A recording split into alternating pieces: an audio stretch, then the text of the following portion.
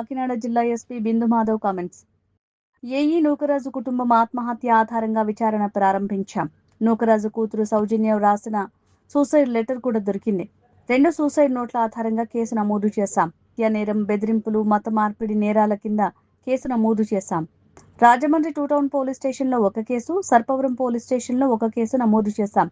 5 రాష్ట్రాలకు సంబంధించి గాలింపు చర్యలు కొనసాగించాం. 10 బృందాలుగా మారి దర్యాప్తు కొనసాగించాం. మొబైల్ ఫోన్లు, డిజిటల్ ఆధారంగా సీసీటీవీ ఫుటేజ్, కాల్ డేటా రికార్డులు, వైద్య రికార్డులు, బ్యాంకు లావాదేవీలు, ఇతర ఆధారాల్ని శాస్త్రీయంగా పరిశీలిస్తున్నాం.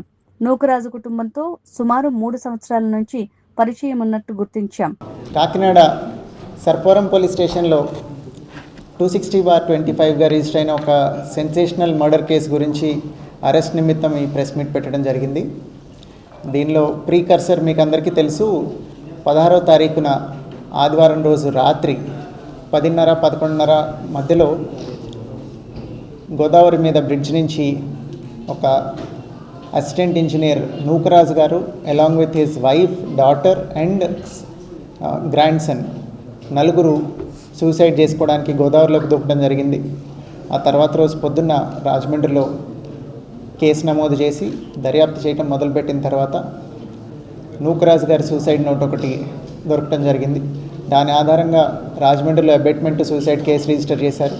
ఆ తర్వాత నూకరాజు గారి డాటర్ ఎవరైతే ఉన్నారో సౌజన్య గారు, ఆమె ఇంకొక సూసైడ్ నోట్ రాయటం జరిగింది.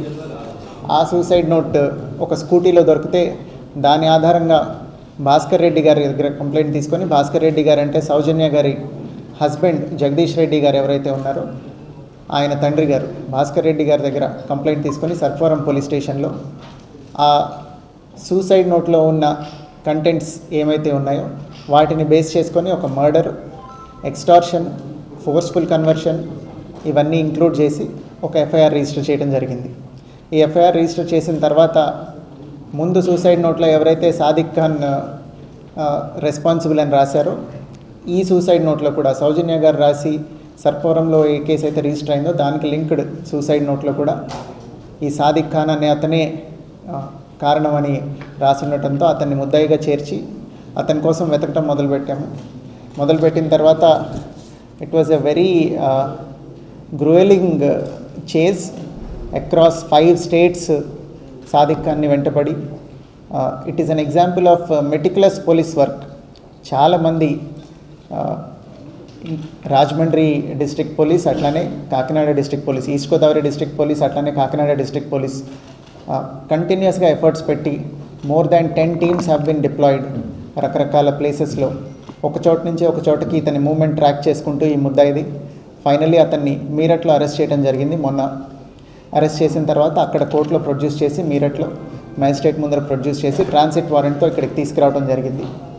ఈ కేసులో ఇంకా ఫర్దర్గా ఇన్వెస్టిగేట్ చేసి ఎవిడెన్స్ పూర్తిగా గ్యాదర్ చేసిన తర్వాత we will charge sheet the case at the earliest.